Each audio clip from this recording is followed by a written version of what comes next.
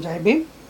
నా పేరు బేతాళ నాగరాజు, భారతీయ బౌద్ధ మహాసభ రాష్ట్ర కార్యదర్శి. మనతో బేతాళ సుదర్శన్ ధమ్మజ్యోతి, భారతీయ బౌద్ధ మహాసభ మరియు సమతా సైనిక దళ రాష్ట్ర అధ్యక్షులు మనతో ఉన్నారు. ఈవేళ ఆంధ్ర రాష్ట్రం, ప్రత్యేకించి ఆంధ్ర రాష్ట్రం మరియు దేశమంతా చర్చించుకుంటున్న వర్గీకరణ లేదా సబ్ క్లాసిఫికేషన్ గురించి చర్చించదలుచుకున్నాము. ఈ చర్చకు మీ అందరికీ స్వాగతం. ఇప్పుడు మనం ఆయనతోటి కొన్ని అభిప్రాయాలు తీసుకుందాం. సుదర్శన్ ధమ్మజ్యోతి గారు, ఇప్పుడు మనకి 1/8/24 ఒక వెరడిక్ట్ వచ్చింది. వర్గీకరణ లేదా దాన్ని ఇంగ్లీష్లో సబ్ క్లాసిఫికేషన్ అన్నారు. దాని మీద 7 సభ్యుల ధర్మాసనం ఏర్పాటైనది అందరికీ తెలిసిన విషయం. ఈ బెంచ్ వెరడిక్ట్ కూడా మనకి తెలిసిన విషయమే. అదేంటంటే bench upheld validity of sub classification అని చాలా క్లియర్గా చెప్పేశారు. అంటే దాన్ని క్లియర్ చేసుకోదలుచుకున్నారు. దీనికైనా ముందు మనం ప్రేక్షకులకు చెప్పాల్సిన విషయం ఏంటంటే, అసలు ఆ బెంచ్ ఏం చేస్తే ఏ ప్రశ్నలు వేసుకుంది, ఆ ప్రశ్నలకు సమాధానం చెప్పి ఇట్లాంటి తీర్పునిచ్చింది అనేదాన్ని మనం కొంచెం చర్చలోకి వెళ్తే కనుక, ఆ బెంచ్ 3 ప్రశ్నలు లేవనెత్తుకుందండి.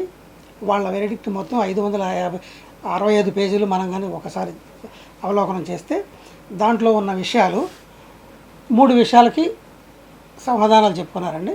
ఆ 3 విషయాల్లో ఫస్ట్ విషయం ఏంటంటే, whether sub classification of scheduled castes constitutionally పర్మిసిబులా అనేది క్వశ్చన్ చేసుకున్నారు. ఒకటి, దానికి మనం మీ అభిప్రాయాన్ని చెప్పాలని కోరుతున్నాం. బహుజన యుద్ధభేరి ప్రేక్షకులందరికీ కూడా నేను స్వాగతం పలుకుతున్నాను. నమో బుద్ధాయ, జై భీమ్. ముందుగా తథాగత భగవాన్ బుద్ధ బోధిసత్వ డాక్టర్ బాబాసాహెబ్ అంబేద్కర్కు ప్రణామములు చెల్లిస్తున్నాను. ఈరోజు ఈ యొక్క ఇంటర్వ్యూలో మొదటి ప్రశ్న, ఈ వర్గీకరణ అని చెప్పుకుంటున్నారు కానీ సబ్ క్లాసిఫికేషను అనుమతించిందా లేదా, అంటే రాజ్యాంగబద్ధమైనదా కాదా, ఆ అంశాన్ని ముందుగా మనం చర్చించుకుందాం. ఇది ఈ వర్గీకరణ సబ్ క్లాసిఫికేషన్ అంశం రాజ్యాంగబద్ధమైతే అది అందరూ హర్షించదగ్గది. రాజ్యాంగబద్ధం కాకపోవటం వల్లనే ఇన్ని మీటింగ్స్, ఇన్ని అలజడులు, ఇన్ని రివ్యూ పిటిషన్స్, ఈరోజు దేశవ్యాప్తంగా పెద్ద ఉద్యమం జరుగుతూ ఉంది. అంటే ఎప్పుడైతే పీడిత కులాలు సంఘటితమయ్యి ఒక పోలరైజేషన్ జరుగుతుందో వాళ్ళని విడగొట్టడానికి మనువాదులు ఎప్పుడు నిరంతర కుటిల ప్రయత్నాలు చేస్తూ ఉంటారు. 2005లో ఈవి చిన్నయ్య గారి కేసు నుంచి ఇప్పుడు వరకు రాజ్యాధికారానికి దూరంగానే ఉన్నారు. దేశంలో షెడ్యూల్ కులాలు నుంచి ముఖ్యమంత్రి ఇంతవరకు దేశంలో లేరు. ఇప్పుడు ఈ మధ్య కాలంలో బెహన్జీ మాయావతి గారి దగ్గర తర్వాత ఒక షెడ్యూల్ కులాల నుంచి ముఖ్యమంత్రిని మనం చూడలేకపోయాం. కారణం ఏంటంటే, షెడ్యూల్ కులాలని నిరంతరం ఘర్షించుకునే విధంగా మనువాదులు, ముఖ్యంగా ఏదైతే ఈ యొక్క న్యాయ వ్యవస్థ ఉందో ఆ న్యాయ వ్యవస్థ నిరంతరం పనిచేస్తూ ఉంది. ముందుగా పర్మిసిబుల్లా, అవునా కాదా వర్గీకరణ రాజ్యాంగబద్ధం అంటే కానే కాదు. ఎందుకు కాదు అంటే, దానికి ప్రధాన కారణం ఆర్టికల్ 341. ఆర్టికల్ 341 ప్రకారంగా ఈ అంశాన్ని చర్చించాలంటే అది సుప్రీంకోర్టుకు సాధ్యం కాదు, అది పార్లమెంటుకు ఒక్కదానికే సాధ్యం అవుతుంది. పార్లమెంటుకు మాత్రమే ఆ చట్టబద్ధత, ఆ అధికారం ఉంది. ఇంకా మరొక రాష్ట్రపతి గారికి లేదు, న్యాయమూర్తులకు అంటూ కూడా లేదు. దీని గురించి కోర్టు పరిధిలో లేని అంశం ఇది. కోర్టు పరిధిలో లేని అంశాన్ని బైపాస్ చేసి, అంటే దీన్ని ఎలా చేయొచ్చు అంటే దొడ్డిదారిని చేయొచ్చు అన్న ఒక నిర్ణయానికి వచ్చి వాళ్ళు వాళ్ళంతటికి వాళ్ళే సుప్రీంకోర్టు ఏ బెంచ్ అయితే 7 బెంచ్లు ఉన్నారో వాళ్ళల్లో 6 ఒక వాళ్ళంతటికి వాళ్ళు కూడబలుక్కొని జస్టిస్ బేలా త్రివేది గారి అభిప్రాయానికి కౌంటర్ ఇస్తూ ఈ యొక్క పర్మిసిబుల్ కాదు అని చెప్పటం కాకుండా వాళ్ళు సబ్ క్లాసిఫికేషన్ అని చెప్పి తీసుకొచ్చి కొన్ని నామ్స్ని విధించటం జరిగింది. అందులో ఏమి ఎన్నుకున్నారంటే దీంట్లో మోస్ట్ బ్యాక్వర్డ్నెస్ అన్నది ప్రధాన అంశంగా తీసుకున్నారు. ఈ మోస్ట్ బ్యాక్వర్డ్ కమ్యూనిటీస్ ఏమైతే ఉన్నాయో వాటిని క్వాంటబుల్ డేటా, తగిన నమ్మకమైన డేటాని తీసుకొని మీరు చేయాలన్నారు. కానీ సుప్రీంకోర్టు ఒకటి మర్చిపోయింది, వాళ్ళు ఈ తీర్పు ఇచ్చేటప్పుడు ఏ గణాంకాలు సేకరించకుండానే ఈ తీర్పు ఇవ్వటం జరిగింది. ఇది ఫస్ట్ అవరోధం. ఈ యొక్క విషయాలన్నీ కాన్స్టిట్యూషన్ రాజ్యాంగ రచనా సభలో డిబేట్ జరిగింది.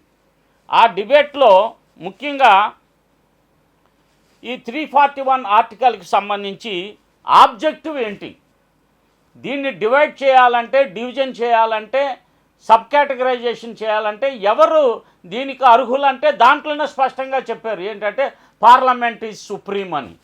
Supreme court is not supreme. ఒక రాజ్యాంగబద్ధమైన విషయాల్ని సవరణ చేయాలంటే పార్లమెంటే దానికి అధికారం ఉంది. ఆ పర్పస్ ఏంటి, దీనివలన ఎలాంటి ప్రయోజనాలు షెడ్యూల్ కులాలకు జరుగుతున్నాయి, అలాగే దీంట్లో ఈ విషయానికి వచ్చి లిమిట్ ఏంటి, స్కోప్ ఏమిటి, ఎంతవరకు దీన్ని చేయగలుగుతామంటే 341 ఆర్టికల్ ఒక బాబాసాహెబ్ దార్శనికతకు ఒక ప్రధాన నిదర్శనం. తను ముందుగానే భావించాడు ఈ మనువాదులు తన ప్రజల్ని ఎప్పటికైనా ఇబ్బందులు గురి చేస్తారనే ఆర్టికల్లో ఈ షెడ్యూల్ కులాలని ఎవరు విభజించలేనంతగా దీనికి ముందుగానే ఒక కళ్ళెం వేశారు. దాన్ని ముందుగా మనం ఇంకా డీటెయిల్గా చర్చించుకుందాం. చెప్పండి. ఇప్పుడు రెండో ప్రశ్నగా ఏం సంధించుకున్నారంటే వాళ్ళు వెద షెడ్యూల్డ్ క్యాస్ట్ కాన్స్టిట్యూట్ హోమోజీనియసా హెట్రోజీనియసా, అది కూడా ఇది సుప్రీంకోర్టు చీఫ్ జస్టిస్ గారు, ఆయన పేరు ఏంటంటే డివై చంద్రచూడ్ గారు, వాళ్ళ ఫాదరు పట్ల వాళ్ళ ఫాదరు చాలా మంచి పేరు కలిగిన వ్యక్తి, ఈయన కూడా మంచి పేరు కలిగిన వ్యక్తి అని భావించాం చాలా కాలం వరకు. అయోధ్య తర్వాత ఇవన్నీ మనువాదులకు అనుకూలంగా సుప్రీంకోర్టు అంతా కూడా ఒక బ్రాహ్మణీయ అగ్రహారంగా మారిపోయింది. ఇప్పుడు కోర్టుని నమ్మచ్చా నమ్మకూడదన్నది మీ విజ్ఞతకే నేను వదిలేస్తున్నాను. ఈవి చెన్నై గారి కేసుని చూసుకుంటే ఇందాక అన్నగారు అడిగినట్లు ఒక హోమోజీనస్ సొసైటీని హెట్రోజినస్ సొసైటీగా మనుధర్మం, మనుశాస్త్రం, మనుస్మృతి ఈ దేశంలో ఇంప్లిమెంట్ చేసింది. ఈ దేశంలో ఒకే జాతి, ఒకే రక్తానికి చెందిన ఈ ఎస్సీ, ఎస్టీ, ఓబీసీ మైనార్టీలందరినీ ఎవరు విడదీశారు, హోమోజీనస్గా చేశారు? మనువాదం, మనుస్మృతి చేసింది. ఒకడు ఎక్కువగాను ఒకడు తక్కువగాను చేసింది. దీనికి బాబాసాహెబ్ అంబేద్కర్ ఏం చేశారంటే దీనిని ఒక పట్టికలో ఒకే ఒక అంశాన్ని ప్రధానంగా తీసుకొని అంటరానితనం, అన్టచబిలిటీ, దీన్ని క్రైటీరియా తీసుకొని వీళ్ళందరినీ ఒక షెడ్యూల్ పట్టికలో పెట్టడం జరిగింది. వీళ్ళు ఎటువంటి పరిస్థితులు అంటే దీంట్లో మన చీఫ్ జస్టిస్ గారు చెప్పారు, చాలామంది దీంట్లో ధనవంతులు తయారయ్యారు, వాళ్ళు క్రీమీ లేయర్ తయారైంది, వాళ్ళ పిల్లలే సాధిస్తున్నారు, కనుక వీళ్ళు హెట్రోజినస్గా ఉన్నారని. నేను ఒక అంశాన్ని మీ దృష్టికి తీసుకొస్తున్నాను. అందులో ముఖ్యమైన అంశం ఏంటంటే 2011 సెన్సస్ తర్వాత ఇంతవరకు ఎలాంటి గణాంకాలు షెడ్యూల్ కులాల నుంచి, షెడ్యూల్ తెగల నుంచి లేవు. సుప్రీంకోర్టు దగ్గర ఏ ఒక్క రాష్ట్రంలో కూడా షెడ్యూల్ కులాల్లో ఎంతమంది ఉద్యోగస్తులు ఎన్ని ఉద్యోగాలు సాధించారు అన్నది ఇంతవరకు బహిర్గతం చేయట్లేదు. ఎందుకు బహిర్గతం చేయట్లేదంటే 2011 ఒక లెక్కలను బయటపెట్టింది. ఆ సెన్సస్లో షెడ్యూల్ కుల తెగల నుంచి కేవలం 7.5% ఉన్న షెడ్యూల్ ట్రైబ్ వాళ్ళకి 2% ఉద్యోగాలే ఇంతవరకు లభించినాయి దేశం మొత్తం ఉద్యోగాల్లో. షెడ్యూల్డ్ క్యాస్ట్ వాళ్ళకి కేవలం 4% ఉద్యోగాలు మాత్రమే సాధించబడినాయి. మరి వేరే ఓబీసీస్ మన బీసీ మిత్రులు 27% రాజ్యాంగం కల్పించినప్పటికీ వారికి 6% ఉద్యోగాలే కల్పించబడినాయి. ఈ ఉద్యోగాలన్నీ ఎవరు పొందుతున్నారంటే 60% నుంచి 80% వరకు ప్రతి డిపార్ట్మెంట్లో బ్రాహ్మణులు ప్రాతినిధ్యం వహిస్తున్నారు. దేశంలో 50% రిజర్వేషన్ సీలింగ్ ఉన్నా కానీ ఈ యొక్క ఎస్సీ ఎస్టీ ఓబీసీలకి ఈ యొక్క ఫలాలు అందడం లేదన్న విషయాన్ని మీ దృష్టికి తీసుకొస్తున్నాను. ఇప్పుడు వీళ్ళు హోమోజీనియస్ కాదు, హెట్రోజీనియస్ కాబట్టి ఇక్కడ పర్మిసిబులే అనేది అక్కడ అట్లా తేల్చేసుకున్నారు. ఇంకపోతే రెండో అంశాన్ని వీళ్ళు ఇంకా ఈ సబ్ క్లాసిఫికేషన్లో చేసింది ఏంటంటే inadequacy of representation of certain castes అన్నారు. ఓకే, ఇనాడిక్వసీ ఆఫ్ రిప్రజెంటేషన్ తగినంత మంది లేరని భావిస్తుంది సుప్రీంకోర్టు.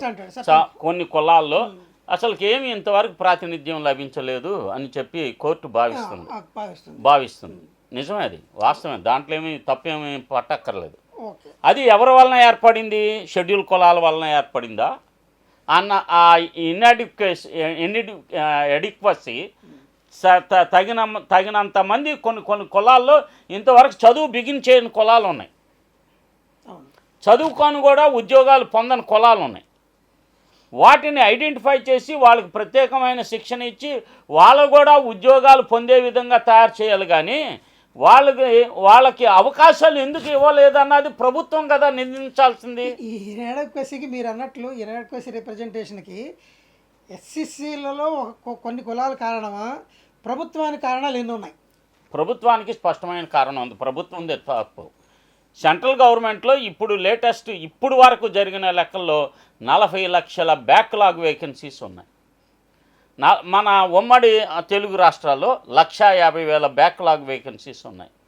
దీని మీద మందకృష్ణ మాదిక్ గారు కానీ లేకపోతే ఆర్ కృష్ణయ్య కానీ ఇప్పుడు వీళ్ళిద్దరూ మోదీ ప్రభుత్వానికి రక్షక భటులుగా ఉన్నారు. ఎప్పుడైనా ఫైట్ చేశారా వీటి మీద? ఎప్పుడన్నా ఓబీసీ ఎస్సీ ఎస్టీల యొక్క బ్యాక్లాగ్ వేకెన్సీస్ని భర్తీ చేస్తే మరి ఈ యొక్క అంతరాలు ఎందుకు ఉంటాయి? అంతరాలు ఎస్సీల్లోని ఒక కులం వలన అంతరం వచ్చిందా, ప్రభుత్వ నిర్వాహకం వలన వచ్చిందా? ఇంకా మీకు స్పష్టంగా ఒక విషయాన్ని తెలియజేయాలనుకుంటున్నాను. అదేంటంటే ఒక సాంఘిక సంక్షేమ హాస్టల్లో చేర్పించేటప్పుడు ఎవరినైనా ఏ కులం అయినా వాళ్ళకు ఒక క్వశ్చనర్ ఇస్తాడు. ఏమిస్తారంటే ఈ కుటుంబం మాతంగి కమ్యూనిటీకి చెందిందా, ఈ కుటుంబం అన్క్లీన్ అంటే అపరిశుభ్ర పనులు చేసే కుటుంబాన్ని నుంచి వచ్చారా, మొదటి తరానికి చెందిన విద్యావంతులా, ఇలాగా ఒక parameters, social parameters, different parameters. అంటే వీళ్ళ ఫాదర్ ఐఏఎస్, వీళ్ళ కొడుకు కూడా ఐఏఎస్ కొడటానికి ఈ ఉద్యోగానికి అర్హుడా కాదన్న ప్రశ్న ప్రభుత్వం నియంత్రించాలి. ప్రభుత్వం నియంత్రించకుండా ఉద్యోగాలు పొందిన వాళ్ళకే అవకాశాలు కల్పించే విధంగా చేస్తూ ఉంది. నువ్వు ఈ ఎంట్రీ లెవెల్లో ఉద్యోగాలు లేకపోతే చదువు ఇచ్చే ఎంట్రీ లెవెల్లో ఈ సోషల్ పారామీటర్స్ని ఉద్యోగాల్లో కానీ విద్యలో కానీ నువ్వు అమలు చేస్తుంటే అమలు చేయటం అన్నది మాకు ఇవ్వబడలేదుగా అధికారం. ఈ యొక్క ప్రాతినిధ్యం ఏ కులానికి ఎంతమంది, ఏ దమాషా ప్రకారం ఎంతమంది రావాలో ఆ ప్రాతినిధ్యాన్ని నిలబెట్టాల్సింది ప్రభుత్వం, కానీ ఎవరైతే ఉన్నారో కులాల్లో వాళ్ళు కాదు.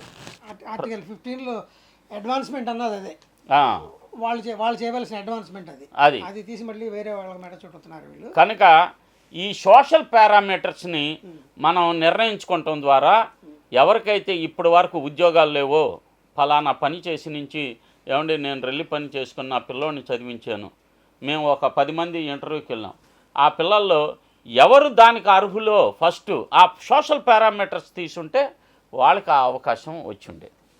అది ప్రభుత్వం చేయలేదు. సరే సార్, ఇప్పుడు మనకి ఈ 7 మెంబర్స్లో ఒక ఆయన అంటాడు ఎఫిషియన్సీ ఆఫ్ రిజర్వేషన్స్ చూడవలసిన బాధ్యత స్టేట్కి ఉంది కదా.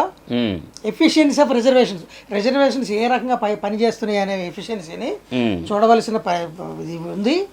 Plus it is the duty of state. అందువల్ల వాళ్ళకు పవర్స్ లేకపోతే ఎట్లా దీన్ని కరెక్ట్ చేయడానికి, ఈక్వాలిటీ అనేది కరెక్ట్ చేయడానికి వాళ్ళకి పవర్స్ లేకపోతే ఎట్లా అనేది డైల్యూషన్ ఆఫ్ కాన్స్టిట్యూషనా కాదా? 100% డైల్యూషన్ ఆఫ్ కాన్స్టిట్యూషన్. కాన్స్టిట్యూషన్లో మెరిట్ అనేది లేదు, ఒక ప్రాతిపదిక. మెరిట్ అనే మాట లేదు. ఏం మాట ఉందంటే ఎఫిషియన్సీని పెంచడానికి తగిన శిక్షణ ఇవ్వటం. ఫలానా వాళ్ళకి ఇంతవరకు ప్రాతినిధ్యం లభించలే, నువ్వు కంటిన్యూస్ కాంప్రహెన్సివ్ కోచింగ్ సెంటర్స్ పెట్టచ్చు కదండి. నువ్వు ఇన్ని ఉద్యమాలు, ఇప్పుడు మందాకృష్ణ గారు కానీ ఈ ఉద్యమం మీద ఎక్కువగా ఆయనే కదా ఎక్కువ స్పెషల్. ఏమండి మా పిల్లలందరికీ స్పెషల్ డిఎస్సి పెట్టండి, మా పిల్లలందరికీ హోంగార్డ్స్గా ప్రత్యేకమైన శిక్షణ ఇవ్వండి, మా పిల్లలందరికీ సివిల్ సర్వీస్గా ప్రత్యేకంగా తీయండి. స్పెషల్ ప్రొవిజన్స్ అవి చేయాల్సింది ఆ కులాల్లో ఉన్న కులాలా లేకపోతే ఎవరండి చేయాల్సింది? షెడ్యూల్ కులాల్లో 1664 కులాలు ఉన్నాయి, షెడ్యూల్ తెగల్లో 427 కులాలు ఉన్నాయి, ఓబీసీలుగా 3900 కులాలు ఉన్నాయి. వీళ్ళకి రాజ్యాధికారం లేదు. విధాన నిర్ణయాలన్నీ తీసుకునే వాళ్ళు మనువాదులు తప్ప ఇంకెవరు కాదు. వాళ్ళు వీళ్ళ సంక్షేమం కోసం ఏ విధంగా నిర్ణయాలు తీసుకుంటారు, ఎంత బలహీనపరచాలో అంత బలహీనపరుస్తూనే ఉంటారు నిరంతరం. ఇప్పుడు మీరు చెప్పిన దాని ప్రకారం ఎట్లా ఉందంటే, రాజ్యాంగాన్ని రక్షించవలసిన న్యాయస్థానం ప్రభుత్వాన్ని రక్షించడానికి పూనుకుంది. అవును, ప్రభుత్వాన్ని రక్షిస్తున్నట్టుగా మీరు చెప్తున్న దాని ప్రకారం నాకు అర్థమవుతుంది. ఏంటంటే వాళ్ళు ఇదేం చేశారు, ఇదేంటి, దీని లెక్కలేవి, ఇదిగో అసలు మేము ఇట్లా ఎందుకు చెప్పాలి, మేము ఇదిగో ఈ మూడు క్రైటీరియాలు పెట్టాము, ఇంపీరియల్ డేటా అడిగాము, క్వాంటిఫైడ్ డేటా అడిగాము, డెమాన్స్ట్రేటబుల్ డేటా అడిగాము. ఈ 3 డేటాలు లేకుండా ఇది ఎలా డెలివరీ చేయాలి అని అడగకుండా ఇది ఉంటే చేయండి అని వదిలేశారు. మరి ఈ మాట చెప్పే ముందు వాళ్ళు ఆ డేటాను కదా ఆధారంగా చేసుకొని చేయాల్సింది. ఆ డేటా కావాలంటే మీరు ఎందుకు సెన్సస్ తీయట్లా? మీ యొక్క బొక్కలు బయటపడతాయనా? మీరు ఎన్ని ఉద్యోగాలు పొందారో తేలిస్తాయనా? కొలగనన్నా వద్దని మీరు ఈ 14 సంవత్సరాలు దాదాపు 2021లో చేయాలి, 21లో చేయాలి 100%. 24 అయింది, ఎందుకు మీరు దాటేస్తున్నారు? ఇప్పుడు కులగణన జరిగితే బ్రాహ్మణులు ఎన్ని ఉద్యోగాలు పొందారు, కమ్మలు ఎన్ని ఉద్యోగాలు పొందారు, రెడ్లు ఎన్ని ఉద్యోగాలు పొందారు, మాలలు ఎన్ని ఉద్యోగాలు పొందారు, మాదిగలు ఎన్ని ఉద్యోగాలు పొందారు, ఈ లెక్కలు బయట రాకుండా ఈ సొసైటీలో మాలల్ని దోషులుగా చూపిస్తూ ఈ రాష్ట్రంలో, ఉమ్మడి రాష్ట్రంలో ఏ కులం వాళ్ళు ఎక్కువ ఉద్యోగాలు పొందారు, పాలనలో ఎవరుంటే వాళ్ళే పొందారు. ఏపీఎస్సి తెలంగాణ ఎవరి చేతుల్లో ఉంది? మొన్న తెలంగాణలో రిక్రూట్మెంట్లు ఎవరు అవతల చేసింది? గవర్నమెంటే చేసింది కదా. కేసీఆర్ గవర్నమెంట్లో పేపర్ లీక్ అయ్యి అన్ని చేసి ఎక్కువగా ఉద్యోగాలు పొందింది వాళ్ళే కదా. మరి ఈ పనులన్నీ వాళ్ళు చేస్తూ మనల్ని నిందించటం ఏంటండి? ఇది ఎంత ఘోరం. ఇప్పుడు వీళ్ళు ఈ జడ్జి 7 బెంచ్ జడ్జి అయితే ఉందో, ఒక్క త్రివేది మేడం గారు కాకుండా మిగతా 6 మెంబర్స్ వీళ్ళు ఇచ్చిన తీర్పుకి రక్షణ ఏమిస్తున్నారంటే, ఈ క్లాసిఫికేషన్ డిఫరెన్స్ కానీ లిటిల్ కానీ లేదంటే నో డిఫరెన్స్ కానీ ఉంటే ఈ క్లాసిఫికేషన్ చెల్లదు అంటున్నారు. ఎస్, అంటే వాళ్ళు ఈ తీర్పు ద్వారా ఏం చెప్పదలుచుకున్నారంటే, ప్రభుత్వాలు వర్గీకరణ చేసుకోవచ్చని తీర్పు ఇచ్చారు కదా, రాష్ట్రాలకి వర్గీకరణ ఇచ్చే అధికారం ఇచ్చారు. అది చేసేటప్పుడు మీ దగ్గర సరైన సమాచారం లేకుండా చేస్తే, ఇప్పుడు చంద్రబాబు నాయుడు గారు నేను జిల్లాల వారీగా చేస్తాను, ఆ మాట సుప్రీంకోర్టు జడ్జిమెంట్లో లేదు. ఆయన జిల్లాల వారీగా చేస్తాడో రాష్ట్రాల వారీగా చేస్తాడో కులాల లెక్క తీసుకోవాలి. ఇంతవరకు బయటికి రానిది ఒకటి ఉందండి దీంట్లో. అదేంటంటే స్టేట్ ఉద్యోగాలలో రిప్రజెంటేషన్ బయట తీయమన్నాడు. తీసి ఇనాడెక్వసీ ఆఫ్ రిప్రజెంటేషన్ ఎక్కడ ఉందో చూసి దాని డిఫరెన్స్ని క్యాలిక్యులేట్ చేసుకోమన్నాడు. ఆ డిఫరెన్స్ ప్రకారంగా ఆ కులాలకి ఎవరికైతే ఈ యొక్క అవకాశాలు అందజేయబడలేదో వాళ్ళకి ఈ 15 ఉమ్మడి రిజర్వేషన్ నుంచి కొంత కేటాయించమని అన్నాడు. అంతేగాని ఈ ఈ యొక్క తీర్పులో చంద్రబాబు నాయుడు గారు ప్రతిపాదించిన ఏబిసిడీలు లేవు. ఎందుకంటే 1:6 7:6:1 అన్నది లేనే లేదు. కనుక ఆ తీర్పు అలాంటి తీర్పు రాలా. ఉన్న ఫెసిలిటీనే ఈవి చిన్నయ్య గారు కొట్టేశారు కాబట్టి అది లేదు. అది ప్రెసిడెన్సీలో లేదు. ప్రెసిడెన్సీలో లేని వ్యవహారం అది. ఇప్పుడు ఏమైనా పెట్టుకుంటే మళ్ళీ అయితే 3 లేకపోతే 40 30 పెట్టుకోవాలి. ఇప్పుడు అది వేరే విషయం. దానికి పబ్లిక్ రియాక్షన్ ఎట్లా ఉంటుందని మళ్ళీ వాళ్ళు చూసుకోవాలి. ఇంకా పోతే ఈ తీర్పుకు సంబంధించి ఒక్క జస్టిస్ బేలా త్రివేది మేడం గారు మాత్రం ఈ తీర్పుని పూర్తిగా వ్యతిరేకించారండి. మీకు తెలిసిన విషయం అది. ఈ పూర్తిగా వ్యతిరేకించడం కూడా ఆవిడ ఎంత స్ట్రాంగ్గా వ్యతిరేకించిందంటే dissent for the well reasons అన్నది. నాకు వెల్ రీజన్స్ ఉన్నాయి కాబట్టి డిసెంట్ అని చెప్పింది. ప్లస్ ఒక కాన్స్టిట్యూషన్ అసెంబ్లీ డిబేట్స్ని ఒకసారి చదవండి, డిబేట్స్ని ఒకసారి ప్రస్తావించండి. దాని తర్వాత ఈవిడ ఈ చెన్నై గారి తీర్పు ఏదైతే ఉందో యాజ్ పర్ లా కరెక్ట్ మనం కన్ఫర్మ్ చేయవలసిన బాధ్యత మంది. ఇక మీరేం చేసుకుంటారో అది నాకు ఆల్రెడీ అందరూ కన్సెంట్ ఇచ్చేశారు. చిత్ర విషయం ఏంటంటే సిజేఐ గారు దాంట్లోనే ఇంకొక ఆయన సంతకం పెట్టేశాడు. ఇంకో ఆయన ఒకే రిపోర్ట్లో ఇద్దరు సంతకం పెట్టారు. అవును, మిగతా అలాగా చేయకూడదు కదా. కనీసం ఇంకో రిపోర్ట్ వేసుకుని ఐ అగ్రీ విత్ అని చెప్పలా. ఆయన అగ్రీ దాంట్లో పెట్టేశారు. ఇంకొక ఆయన ఏమో ఐ ఫుల్లీ అగ్రీడ్ అని లాస్ట్ లైన్ రాసు.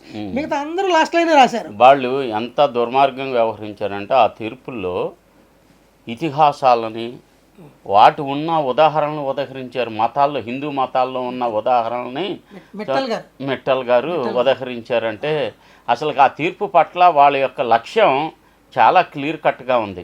దేశంలో అలజడి తీసుకురావాలి, మా వలన ఏం రాదు, మీకు ఎక్కడ జరిగిద్దంటే గీత గురించి చెప్పాడు, పురాణాల గురించి చెప్పాడు, వర్ణాశ్రమం గురించి చెప్పాడు. ఇవన్నీ ఎందుకు చెప్పాడు అంటే నువ్వు చెప్పాల్సింది ఎలిజిబుల్ పర్మిసిబులా నాటా, స్టేట్కి పవర్ ఉందా లేదా, ఈ రెండే అంశాలు ఇక్కడ చర్చిస్తుంటే దీన్ని తీసుకెళ్ళి పురాణాలు గీత వాళ్ళు ఇష్టం వచ్చినట్టు అవన్నీ అందులో మాట్లాడాడు. గవాయి గారు ఇంకొక ఆయన ఏమన్నా అంటే అసలు మరి ఆయన కావాలనే అన్నాడో లేకపోతే ఏంటో తెలియదు కానీ రిచ్ అండ్ కొంతమంది హరిజనులు అన్నాడు. చాలా బ్యాడ్ వర్డ్. హరిజనులు మొత్తం ప్రివిలేజెస్ని రోప్ చేస్తున్నారు అన్నాడు. రిచ్ హరిజన్స్.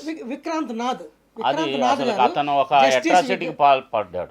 జస్టిస్ విక్రాంత్ నాథ్ గారు parliament ban that word, Harijan అనే పదాన్ని బ్యాన్ చేసింది పార్లమెంట్. జడ్జిమెంట్లో ఆ మాట రాశాడంటే అతనికి ఎంత పార్లమెంటరీ వ్యవస్థ మీద ఎంత రెస్పెక్ట్ ఉందో అర్థమవుతుంది. అలా రాయటం ఎంత అసమంజసం అంటే మీరు నచ్చినట్టు మీ ఇష్టం. ఈ యొక్క క్లాసిఫికేషను ఎస్సీల నుంచి కాదు బిగిన్ అవ్వాల్సింది, ముందుగా సుప్రీంకోర్టు నుంచే బిగిన్ అవ్వాలి. మీరు బ్రాహ్మణ అగ్రహారంగా దాన్ని మరచుకున్నారు. దాన్ని ముందుగా అసలు మీరు ఎందుకు బీసీ ఎస్సీ ఎస్టీలకి ఆ యొక్క కోర్టులో ప్రాతినిధ్యం ఎందుకు కల్పించలేకపోతున్నారు? న్యాయ వ్యవస్థలో మా వాటా ఎందుకు మీరు ఇవ్వలేకపోతున్నారు? దాన్ని ప్రశ్నించుకోండి. మీరు అది ప్రశ్నిస్తే ఈ కొలీజియం వ్యవస్థని కుప్పకూలిస్తే కానీ అప్పుడు ఇలాంటి దుర్మార్గమైన తీర్పులు రాకుండా ఉంటాయి. అందులో ఒక దుర్మార్గాన్ని మీకు నేను ఈ సందర్భంగా తెలియజేయాలనుకుంటున్నాను. అందులో ఒకటేంటంటే గవాయి గారు ఏదన్నా ఒక బ్రాహ్మణీయ వ్యవస్థ లేకపోతే ఒక మనువాద వ్యవస్థ ఆర్ఎస్ఎస్ ఒక ప్రణాళిక రచిస్తుంది. ఆ ప్రణాళికను ఇంప్లిమెంట్ చేయటానికి ఎవరిని చూజ్ చేసుకుంటుందంటే వాళ్ళ విక్టిమ్కి సంబంధించిన వాడిని చూజ్ చేసుకుంటుంది. ఇప్పుడు ఉదాహరణకి 1 నేషన్ 1 ఎలక్షన్ అనే ఒకటి ఉంది, జమిలీ ఎన్నిక. దీనికి చైర్మన్గా ఎవరిని చేశారు? రామ్నాథ్ కోవింద్ గారిని. అంటే ఇప్పుడు ఇదంతా చీఫ్ జస్టిస్ గారే చేయొచ్చు కదా. క్రీమీ లేయర్ది ఇందిరా సహానీ కేసులో ఎస్సీ ఎస్టీలకి క్రీమీ లేయర్ వర్తించదు అని తీర్పు ఇచ్చినప్పుడు అదేంటి విస్తృత ధర్మాసనం. ఇది 7 మెంబర్సే. 9 అంటే అక్కడ వీళ్ళకి ఎక్కడ ఆపాదిస్తారో అని ప్రతి చోట వీళ్ళ పక్కన పెట్టేశారు. అది ఇప్పుడు ఆ ఇందిరా సహాని బెంచ్ గొప్పదా, వీళ్ళ బెంచ్ గొప్పదా? వాళ్ళ బెంచ్ ఇచ్చిన తీర్పును కూడా నువ్వు కాదంటున్నావంటే అందులో క్రీమీ లేయర్కి సంబంధించి కేవలం 3 జడ్జీలే దాన్ని ప్రస్తావన చేశారు, నలుగురు కాదు. 3 మాత్రమే ప్రస్తావించారు.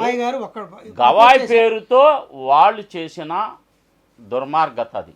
అసలు కేసు ఎక్కడ, ఆ కేసులో నిజాయితీ ఎక్కడుంది? ఆ కేసు ఎస్సీలకు సంబంధించిన classification Punjab government versus Devender Singh. అసలు షెడ్యూల్ ట్రైబ్కి సంబంధం ఏంటండి? ఈ రెంటిని ఒకే రూల్స్గా పాటిద్దామనే అభిప్రాయం ఏముంటుంది వాళ్ళది? షెడ్యూల్ ట్రైబ్కి అసలు ప్రాతినిధ్యమే లేదు కదా. కోనల్లో ఉన్నవాళ్ళు అక్కడే అలాగే ఉండిపోయారుగా. వాళ్ళని జనశ్రవంతులు ఎప్పుడు కలిపారు మీరు? ఇప్పుడు వాళ్ళని కూడా అంటే వాళ్ళను కూడా మీరు బయటికి రా అంటే ఆ పేరు మీద, ఈ పేరు మీద ఏమవుతుందంటే లార్జర్ ఇంట్రెస్ట్ అనేది ఒకటి ఉంటుంది. ప్రాతినిధ్యం ఇప్పుడు 2% ఉద్యోగాలు పొందారని జనాభా లెక్కలు, ఇప్పుడు నిజంగా లెక్కలు తీస్తే 1% ఉంటారు.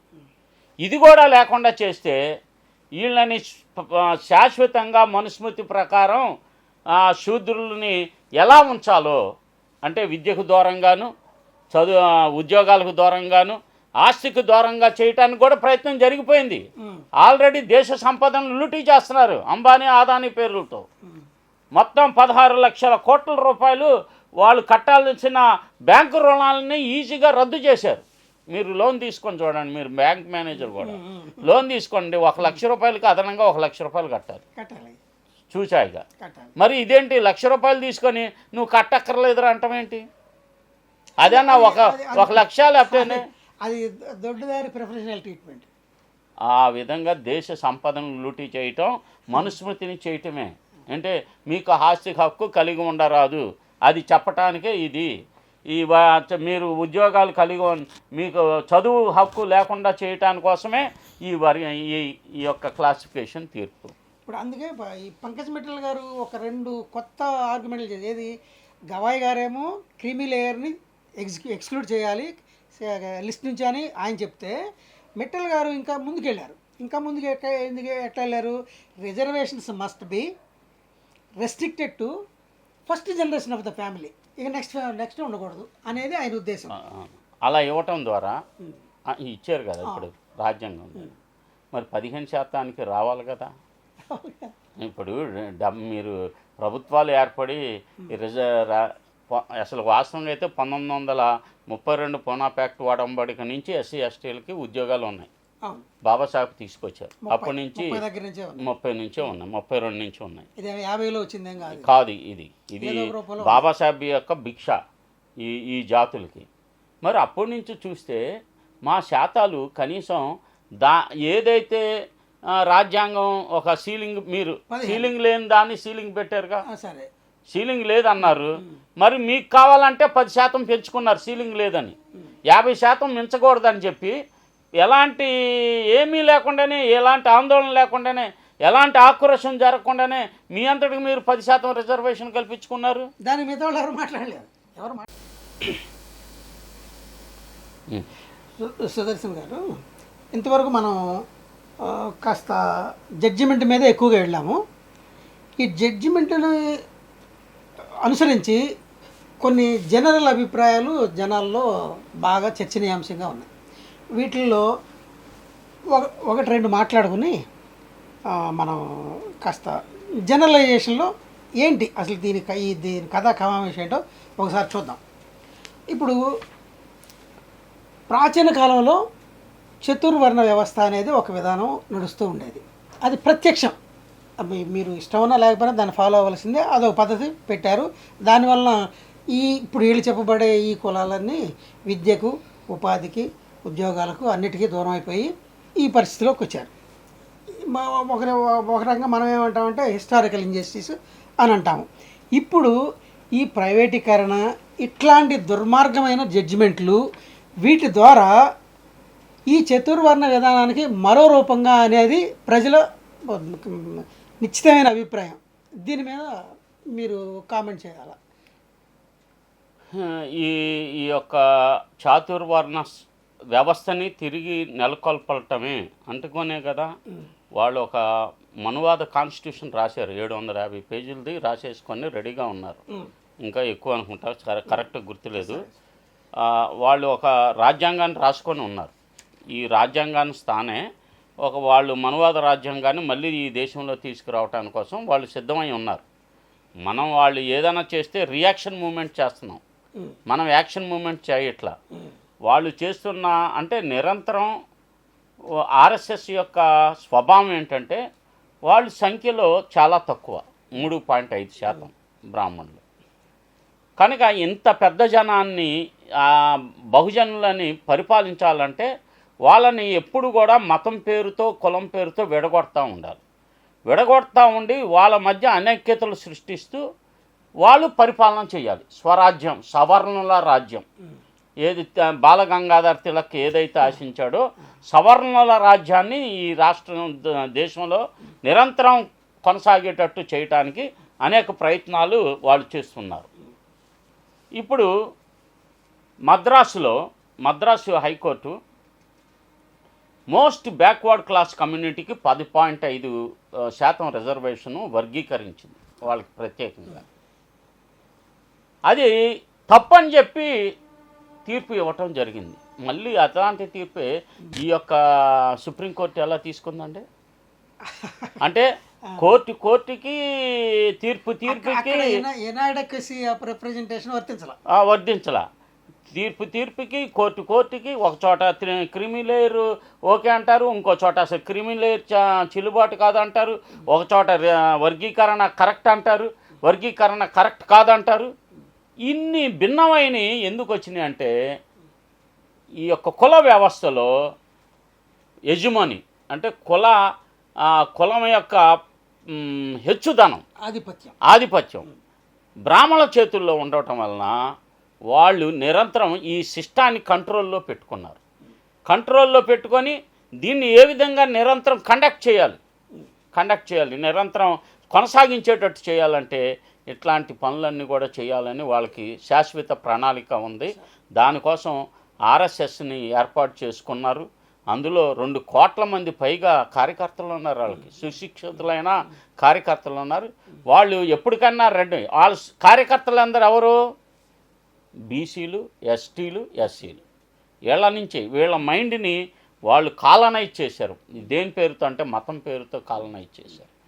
ఈ యొక్క స్థితిని అంటే ప్రైవేటైజేషన్లో కూడా వీళ్ళు రిజర్వేషన్లు అడగకుండా ఉండటానికి అసలు మెయిన్ దాంట్లోనే ఎగనామం పెట్టేస్తే ఇంకా వీళ్ళు దీనికి జోలికి రారు. ప్రైవేటైజ్ చేసేసారు. మొత్తం 34 పిఎస్యులు పబ్లిక్ ఏమంటారు వాటిని పబ్లిక్ రంగ సంస్థలని మొత్తం ప్రైవేటైజేషన్ చేసేసి ఈరోజు దాంట్లో రిజర్వేషన్స్ లేకుండా చేసిన ఘనత వీళ్ళది. కనుక ఇది పాత రోజులు మళ్ళీ తీసుకురావడానికి ఒక ప్రయత్నం జరుగుతుంది. దాన్నేమో ఎదుర్కొనటానికి మనం కలిసికట్టుగా లేము. ఉద్యమాల్లో ఎవడు కుంపటి ఆడిదైంది, మనదేమో కత్తిరి మూమెంట్ అయింది, వాడిదేమో సూది మూమెంట్ అయింది. మతం పేరుతో కలుపుతున్నాడు, కులం పేరుతో విడగొడుతున్నాడు. హిందువే, నువ్వు హిందువే, మీరు హిందువే, కానీ మీ కులం చెప్పేటప్పటికల్లా మీరు నాకంటే ఎక్కువగాను లేక తక్కువగాను ఉంటారు. అంతేగాని మన ఇద్దరు 2 ఈక్వల్ క్యాస్ట్లు లేవు. ఈ దేశంలో 2 సమానమైన కులాలు ఏదైనా ఉంటే చెప్పండి. ఎందుకంటే సిస్టమే కాదుగా, ఆ సిస్టమే అది కాదు. కనుక ఈ కులాల్లో అంతరాలు ఉన్నాయి. వీటిని పారదోలాలంటే తప్పనిసరిగా మనం దాని మీద వర్క్ చేయాల్సిన అవసరం అయితే ఉంది. పోతే ఈ ఇంకొక చిన్న అనుమానం అండి, ప్రజాభిప్రాయం ఇది. యాక్చువల్గా నేను చాలా వాటిల్లో చూసిన వాటిల్లో ఏంటంటే పిఎం గారు, ప్రధానమంత్రి గారు మోడీ గారు హైదరాబాద్ వచ్చారు ఎలక్షన్స్ ముందు. బహిరంగంగా నేను ఇది వర్గీకరణ చేస్తాను అని హామీ ఇచ్చేశారు. ఒకటి. మన రాష్ట్ర ముఖ్యమంత్రి గారు, ప్రస్తుత ముఖ్యమంత్రి గారు సమయము సందర్భం లేకుండా ఎక్కడో నుంచుని నేను ఏమైనా అప్పటికే ఆయనకి తెలిసి ఉంటుంది బహుశా. అంటే మందకృష్ణ గారు ఆల్రెడీ రమణ గారిని ఈయన్ని ఆయన్ని నలుగురు కాళ్ళు పట్టుకున్నట్టుగా ఫోటోలు బయటకు వచ్చేసినాయి. ఉమ్, ఆ సందర్భంలో ఈయన నేను చేస్తాను అని ఈయన చేయెత్తాడు. ఉమ్, అంటే రాష్ట్రంలోనూ దేశంలోనూ అక్కడ హోమ్ మినిస్టరు, ఇక్కడ న్యాయశాఖలో ఉన్నత పదవులు అనుభవించిన రమణ గారు, వీళ్ళందరూ దగ్గర ఈయన కనిపిస్తూ ఉంటే దీనికి సోషియో పొలిటికల్ కాన్స్పైరసీ ఏమి కనిపించట్లేదా దీంట్లో? ఎందుకు కనిపించట్లా? మీ మాటల్లోనే ఉంది అది. ఇది ఒక పెద్ద కుట్రపూరితమైన ఆ, విషయం ఇది. ఎంత పెద్ద కుట్ర అంటే, ఈ కుట్ర వలన ఎవరైతే కుట్రదారులు ఉన్నారో ఆ కుట్రదారులే దీనికి బలయ్యే అవకాశం కూడా ఉంది భవిష్యత్తులో. అవును, వాళ్ళు అనుకుంటున్నారు మాకేదో ప్రయోజనం జరుగుతుందని. ఎవరికి ప్రయోజనం జరగటం వాళ్ళకి స్వతారామ ఇష్టం ఉండదు. ఇప్పుడు చంద్రబాబు నాయుడు గారు వర్గీకరణ సమర్థించే మనిషి అందరికీ తెలుసు. ఆయన ఎలక్షన్లో కానీ కూడా పెట్టుకున్నారు. ఎప్పుడైనా సరే వీళ్ళకి ఉద్యోగాలు రావాలంటే కోచింగ్ సెంటర్స్ ఎప్పుడైనా పెట్టాడండి? ఓ మాదిగలకి సపరేట్ డిఎస్సిని ఎప్పుడైనా శిక్షణ శిబిరాలు ఏమన్నా కట్టాడా? వీళ్ళని విడగొట్టడమే అతని ఎజెండా, కానీ వీళ్ళ సంక్షేమం అతని ఎజెండా కాదు. అవును. ఏ ప్రధానమంత్రి కూడా ఏ కుల సంఘం మీటింగ్కి వెళ్ళి ఇలాగా తీర్పు రాకముందే మీకు నేను మిమ్మల్ని అందరినీ విడగొడతానని చెప్పిన ఏకైక సంఘటన భారతదేశంలో జరిగింది. ఇది అంటే ప్రీ ఆక్యుపైడ్, అంటే తీర్పు రాకముందనే దీన్ని వాళ్ళు హైజాక్ చేశారు. ఏం చేస్తున్నావో చెప్పేశారు వాళ్ళు ఆగస్టు 1వ తారీఖు వరకు వెయిట్ చేయక్కర్లా. మొన్న ఆగస్టు వరకు, ఎప్పుడో ఫిబ్రవరిలోనే జరిగింది ఈ మీటింగ్లు. అప్పుడే ఈ తీర్పు డిసైడ్ చేసేసారు. తీర్పు లాక్ చేసేసారు, పక్కన పెట్టేసేసారు. వాళ్ళకి తెలిసిందని అంటే ఇది పార్లమెంటు ద్వారా జరగదు కాబట్టి దీనికి ప్రత్యామ్నాయం ఏముంది అని చెప్పి రమణ గారు లాంటి, వెంకయ్య నాయుడు గారు లాంటి, ఇంకా అలాగా ఎవరైతే స్కెచ్లు గీస్తూ ఉంటారో బాగా పెద్దలు వాళ్ళందరినీ క్రోడించుకునే ఆర్ఎస్ఎస్ డైరెక్షన్లో ఈ యొక్క తీర్పు జరిగింది తప్ప దీనివలన ఏం జరుగుతుందంటే, ఓకే ప్రాంతీయ కులాలు మాలలు ఆంధ్రప్రదేశ్కి లేకపోతే తెలంగాణకు పరిమితమైన కులాలు, తెలంగాణలో అది తమిళనాడులో పరయాలు అక్కడ ఒకలాంటి క్యాస్ట్, పులయాలు ఉన్నారు, కర్ణాటకలో హోలియన్లు ఉన్నారు, మహారాష్ట్రలో మహర్లు ఉన్నారు. ఇంకా rest of the states majority states మొత్తం అది నేషనలైజ్డ్ క్యాస్ట్ చమార్లే ఉన్నారు. షెడ్యూల్ కులాల జనాభాలో 80% చమారులే ఈ యొక్క రిజర్వేషన్స్ని ఎంజాయ్ చేస్తున్నారు. వాళ్ళకి దెబ్బ కొట్టాడు మందకృష్ణ మాదిగ. ఎవరైతే మాదిగ ఉద్యోగస్తులు డబ్బులు ఇచ్చారో ఈ ఉద్యమానికి, వాళ్ళకి క్రీమీ లేయర్ ద్వారా వాళ్ళ పిల్లలకు ఉద్యోగాలు రాకుండా చేశాడు. అంతే కదండి. ఇప్పుడు ఈ మాదిగ మూమెంట్కి, మాదిగ రిజర్వ్ ఎంఆర్పిఎస్ మూమెంట్కి ధన సహాయం ఒకళ్ళు చేశారు, 1 లక్ష రూపాయలు ఇచ్చారు అనుకోండి. దేనికోసం ఇచ్చాడు ఆయన? అరే మన పిల్లల కోసం. మరి రేపు పొద్దునుంచి నీ పిల్లోడికి ఏమి ఉండదు. నువ్వు ఎప్పుడు ఇవన్నీ పాటుపడాలంటే నువ్వు 15% ఉన్నప్పుడు, నీ వాటా నువ్వు తిన్నప్పుడు నువ్వు ఎవరికన్నా ఇవ్వచ్చు అని చెప్పుకోవచ్చు. ఇప్పుడు దీనివలన నేను చివరిదేనా ప్రశ్న? ఇంకొక 2 ప్రశ్నలు ఉన్నాయి సార్. ఒక్కొక్క 2 ప్రశ్నలకి మాకు కాస్త తీర్స్తే మేము మీకు ఇప్పుడు మనకేంటంటే ఈ కులాల స్థితిగతులు, అంటే ఈ క్రిమిలేరు విషయం మీదే స్థితిగతులు అందరి ఒకలాలే. అంటే ఒక క్యాస్ట్ ఒక రకంగా ఉందనేది అంటానికి లేదు. అన్ని క్యాస్ట్లలోనూ ప్రతి క్యాస్ట్లోనూ ఎక్కువ తక్కువలు ఉన్నాయి. ఒకటి అది ఒప్పుకోవాల్సిన నిజం. 2 ప్రతి జిల్లాకి తేడా, జిల్లాకి తేడా ఉంది. దేశంలో రాష్ట్రానికి తేడా ఉంది. ఒక చోట ఒకరికి ఉపయోగమైతే రెండో చోటకు ఒకరు ఉపయోగపడని పరిస్థితులు ఇప్పుడు ఉన్నాయి. ఈ పద్ధతిలో సరే మనం ఏదో చేశారు, దాన్ని మనం ఏ విధంగా మనుషులకు కాకుండా కాన్స్టిట్యూషన్కి నష్టమో మనం చెప్పగలుగుతున్నాం. కానీ దీనికి సక్రమమైన కరెక్షన్ మెథడ్ మీరేం భావిస్తున్నారు? దీనికి కరెక్ట్ మెథడ్ ఏంటి అంటే, ఈ యొక్క అట్టడుగులో ఉన్న కులాలన్నిటికీ, ఇంతవరకు ప్రాతినిధ్యం పొందని కులాలన్నిటికీ చెయ్యాలంటే వాళ్ళ సెన్సెస్ తీయాలి. ఫస్ట్ పాయింట్ జనాభా గణన జరగాలి. ఏ కులం వాళ్ళకి ఇంతవరకు ఈ ప్రొవిజన్స్ అందలేదు, కాన్స్టిట్యూషనల్ ప్రొవిజన్స్. ఎందుకంటే ఆర్టికల్ 15(4), 16(4)ని ఎవ్వడు అంటుకుంటానికి అవకాశం లేని విధంగా ఫండమెంటల్ చాప్టర్స్లో డాక్టర్ బాబాసాహెబ్ అంబేద్కర్ పెట్టాడు. వాటిని తీసేయటం కానీ, సవరించటం కానీ, మార్చటం కానీ కుదరదు. ఆ రెండు ఇవి ఆర్టికల్ 15(4) ద్వారా విద్యలోను, ఆర్టికల్ 16(4) ద్వారా ఉద్యోగాల్లోనూ ప్రాతినిధ్యపు హక్కుని బాబాసాహెబ్ మనం కళ్ళ తెరవకముందే ఇచ్చేసాడు. అది దాన్ని నిలబెట్టుకుంటాని కోసమే ఇప్పుడు పెద్ద ఎత్తున పోరాటాలు జరుగుతున్నాయి. ఈ పోరాటాల్లో మీరు అన్నట్టు దీన్ని అట్టడుగు వర్గాలకి తీసుకెళ్ళాలి. అది ఎవరు అన్నా కానీ ఒప్పుకోవాల్సిన నగ్న సత్యం. దానికి కావాల్సింది సెన్సస్ ఒకటే. సెన్సస్ ద్వారా ఏమొస్తుందంటే ఏ కులాలకి ఎంతమంది డిగ్రీ చదివారు, వాళ్ళకి ఈ ఉద్యోగాలు ఎవరికి రాలేదు, దానికోసం ఏం చేయాలి, ఒక డ్రైవ్, బ్యాక్లాగ్ డ్రైవ్ ఉంది కదా, బ్యాక్లాగ్ డ్రైవ్, దానికి ఒక రిక్రూట్మెంట్ కండక్ట్ చేసి ఇప్పుడు 40 లక్షల కేంద్ర ప్రభుత్వ ఉద్యోగాల్లో ఇవి ఇస్తే ఎంత మీరు ఈ అన్ని అంశాలు ఎవరైనా చర్చించుకుంటారా? మా పిల్లోడికి ఉద్యోగం వచ్చింది, మా పిల్లోడికి ఉద్యోగం వచ్చిందని ఏమంటున్నారంటే మా దగ్గర ఏం లేవు, ఉన్న రెండో మీరే పంచుకోండి అంటున్నారు. ఆ ఉద్యోగాలు భర్తీ చేస్తామని చెప్పట్లా. ఉద్యోగాలు అంటే 2 కోట్ల ఉద్యోగాలు ఇస్తానని చెప్పి అధికారంలోకి వచ్చాడు ఆయన మోదీ గారు. మరి రిక్రూట్మెంట్ ఆపేసేసాడు, మొత్తం అమ్మేసేసాడు. నిరుద్యోగ సమస్య ఎప్పుడు లేని విధంగా భారతదేశంలో అనూహ్యంగా పెరిగిపోయింది ప్రపంచ దేశాలతో పోల్చుకున్నప్పుడు. ఈ దేశంలో యూత్ అంతా కూడా ఇతర దేశాలకు వెళ్ళిపోయి జీవిస్తున్నారు. ఇక్కడ ఎవరు ఉండటానికి ఇష్టపడట్లా.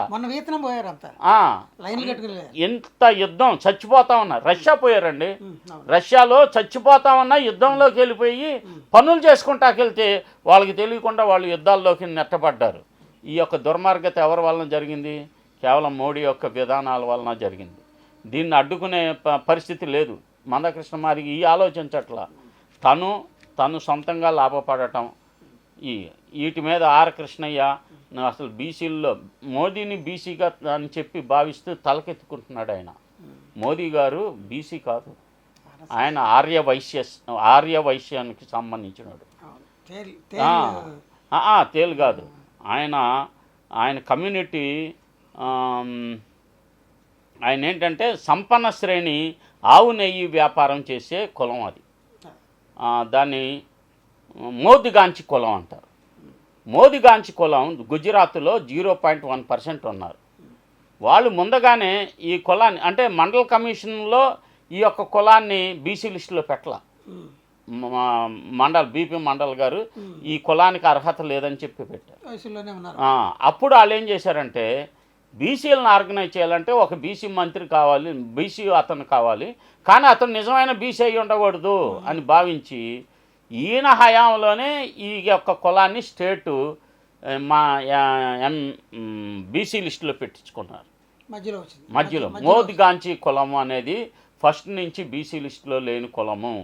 దీన్ని మధ్యలో పెట్టించుకొని మోదీ మా బీసీ అని చెప్పి ఏం చేశాడు? బీసీలకి 2 కోట్ల జనాభా, 2 కోట్ల ఉద్యోగాలు అంటే ఎవరికి వెళ్తాయి? 27% ఉద్యోగాలు ఎవరికైతే వాటిని ఫుల్ఫిల్ చేయట్లేదు కదా. దీనికి ఏంటంటే ఏ వ్యక్తిని రాజ్యాంగబద్ధంగా చెప్తున్నా నేను, ఏ వ్యక్తిని నువ్వు 1%కే పరిమితం అవ్వు అంటానికి తప్ప, వాడికి ఎంత అవకాశం ఉందో అంత అవకాశం మనం ఇవ్వగలగాలి. ఒక కమ్యూనిటీ వాడు ఉన్నాడు, ఒక మాల మాస్టిన్ అన్న వ్యక్తి ఉన్నాడు, లేకపోతే మాదిగ మాస్టిన్, వాళ్ళు చదువుకున్నారు, వాళ్ళ ఇంతవరకు ఉద్యోగాలు వాళ్ళ కమ్యూనిటీలో లేరు. అన్నీ ఏ ఉద్యోగమైనా మాలవాళ్ళు మాదిగోళ్ళు పొందుతున్నారు. మిగతా అనుబంధ కుల అసలుకి ఉపకులాలు అన్న మాటే బూతు. ఉపకులాలు సబ్ క్యాస్ట్ అన్నది లేనే లేదు రాజ్యాంగంలో. ఏ కులం ఇంకో కులంతో సమానం కానప్పుడు మాల మాస్టినోడు మాల దాసరోళ్ళు మాలలకి ఇస్తారండి పిల్లల్ని. ఉప అంటేనే అది మనవాద టెర్మినాలజీ. అసలుకి ఒక కులంలో ఒక గ్రూపులు అంతా వీళ్ళంతా ఒకటే అంటే అది అప్పటికి అది భయంకరమైన ఇది. వాళ్ళని ఐడెంటిఫై చేసి వాళ్ళకి ప్రత్యేకమైన కోచింగ్ సెంటర్స్ నిర్వహించి, లేకపోతే అలాంటి పొలాల వాళ్ళందరినీ సేకరించి నవోదయ లాంటి లేకపోతే కేంద్ర విద్యాలయం లాంటి ఇన్స్టిట్యూషన్స్ వాళ్ళకు ప్రత్యేకమైన రెసిడెన్షియల్స్ ఎక్స్క్లూజివ్ ఫర్ దెమ్. ఎవరైతే అంటే మీరు 5% రిజర్వేషన్ ఇచ్చారు అనుకుందాం, ఇంతవరకు అవకాశం లేదు. మీరు కోచింగ్ కానీ వాళ్ళకి విద్య చదువుకునే అవకాశం ఇవ్వకుండా అలాగే 5% పెడితే ఈ భర్తీ కాకుండా అలాగే ఉండిపోతాయి, అంతేగా. ఇంకా ప్రాతినిధ్యం తగ్గిపోతుంది. మీరు నిజంగా 15% భర్తీ చేయాలి, ఆదివాసులకు 7.5 చేయాలంటే మీరు ఎవరికై ఏ కులాలకైతే ఇంతవరకు అవకాశం ఇవ్వబడలేదో వాళ్ళ కోసం ఎడ్యుకేషన్ సెంటర్స్ని ప్రత్యేక ఎక్స్క్లూజివ్ ఫర్ దెమ్, ఇంకోళ్ళకి అవకాశం లేదు, ఆ టీచర్స్ని నియమించి వాళ్ళకి ప్రత్యేకమైన శిక్షణ ఎఫిషియన్సీ పెరుగుద్ది, చాలా బాగా పెరిగింది. అందరికి అవకాశం వస్తుంది, అందరు కూడా రొమ్ము వీర్చుకొని సగర్వంగా నడిచే అవకాశం వస్తుంది. ఆ పని చేయట్లేదు, ప్రాపర్ ఎడ్యుకేషన్ చేయట్లేదు, తగాదాలు మాత్రం పెడుతున్నారు. దీనివలన సిస్టమ్ అంతా కూడా నాశనం అయ్యే పరిస్థితి ఈ భారతదేశంలో ఉంది. దీన్ని ఎదుర్కొనటానికి ఒకే ఒక ఆయుధం పూలే అంబేద్కర్ భావజాలాన్ని విస్తృతంగా తీసుకెళ్ళి మన ఓటు మనం వేసుకుందాం, మన రాజ్యం మనం పరిపాలించకూడదు, అల్పసంఖ్యాకుల చేత మనం పరిపాలించకూడదు. ఏదైతే సామ్రాట్ అశోక్ ఉన్నాడో, బుద్ధుడు కలలు కన్నది, అంబేద్కర్ కలలు కన్నది, అది నిజం చేయాలంటే మనం పూలే అంబేద్కర్ మార్గంలో we are all SC ST OBC and minorities are belongs to one blood one race, ఒకే జాతికి అనే నమ్మకాన్ని మనం కలిగించుకొని మూలవాసులు అందరూ ఒక రకంగా కాలనేది పోలరైజ్ అవ్వాలి. వాడు డీపోలరైజ్ అవుతున్నాడు, మనం కలుస్తున్నామంటే ఏదో ఒకటి పెడుతున్నాడు. కనుక మనం పోలరైజ్ అయ్యి ఈ యొక్క అల్పసంఖ్యాకుల ప్రభుత్వాన్ని దింపివేయాలి. బహుజనులు ఈ దేశంలో పాలకులుగా తయారవ్వాలి. అప్పుడు మాత్రమే మనకు విమోచన వస్తుంది. మన పూర్వీకులు రక్తం త్యాగ ఫలితం మనం ఈ రోజున, లేకపోతే ఈ యొక్క ఎడ్యుకేషన్ కానీ ఇవన్నీ మనకు లేవు. వాళ్ళ యొక్క రక్తతార్పణం ద్వారానే మనం ఈరోజు సంఘంలోకి వచ్చాము. కనుక దయచేసి ఈ విషయాలు సమగ్రంగా ఆలోచించండి. ఇది మనువాదులు పెట్టిన కుట్ర తప్ప ఈ వీళ్ళకి సహాయపడే విధంగా చేసిన కుట్ర కాదు. నిజంగా సహాయపడే విధంగా చేసి ఉంటే మేము 40 లక్షల బ్యాక్లాగ్ వేకెన్సీస్ని భర్తీ చేస్తున్నాం అని ఎందుకు చెప్పటం లేదు? ఈ రాష్ట్రంలో మొత్తం ఉమ్మడి రాష్ట్రంలో 150,000 దొంగ సర్టిఫికెట్లు ఉన్నాయి. దీని మీద మన రాష్ట్రంలో ఎస్వి ప్రసాద్ అని చెప్పి ఆయన చీఫ్ సెక్రటరీ చేశాడు. వాళ్ళది బలిజా కమ్యూనిటీ, ఎస్సీ సర్టిఫికేట్ మీద అతను దొంగ సర్టిఫికేట్ మీద చేశాడు. అంటే చీఫ్ సెక్రటరీలే దొంగలుగా ఈ నకిలీ సర్టిఫికేట్లు తీసుకొని, వాళ్ళ చుట్టాలు కూడా ఉన్నారు ఇప్పుడు అదే ఎస్సీ సర్టిఫికేట్లు తీసుకొని. దాని మీద విచారం లేదు. ప్రభుత్వాలు మోసం చేస్తున్నాయి. మనం తెలుసుకొని ముందుకెళ్ళాలని చెప్పి భావిస్తున్నాను. ఇంకా చివరిగా మీరు. ధన్యవాదాలు సార్.